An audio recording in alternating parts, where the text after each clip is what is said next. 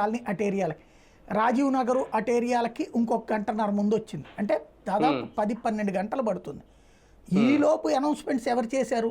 మనం టీవీ ఛానళ్ళ యుగం ఇది, పేపర్ల యుగం, సోషల్ మీడియా యుగం, వాట్సాప్ల యుగం. ఎవరైనా ఇదిగో బ్రేకింగ్, ఏది దాదాపు 6 లక్షల జనాభా, 2 లక్షల కుటుంబ ఇళ్ళు, 2.5 లక్షల ఇళ్ళు, 2.5 లక్షల ఇళ్ల వాళ్ళు ఉన్నటువంటి ప్రాంతాన్ని వదిలేస్తారు బ్రేకింగ్లు.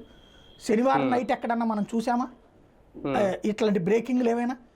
ఆదివారం పొద్దున మునిగేదాకా టీవీ ఛానళ్ళకు కూడా తెలియకపోతే అక్కడ తెలిసేసిందని తప్పుడు ప్రచారం ఎందుకు చేసుకోవడం? మనం తెలిస్తే ఎవడైనా అక్కడ ఉంటాడా?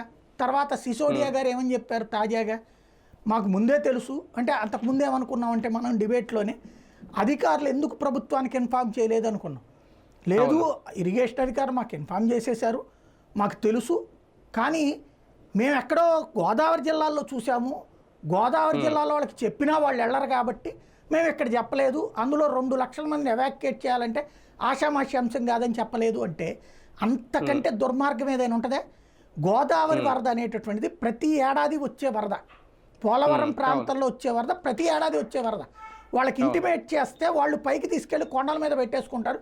ఇంకోటి పైన వాటర్ వస్తున్నప్పుడు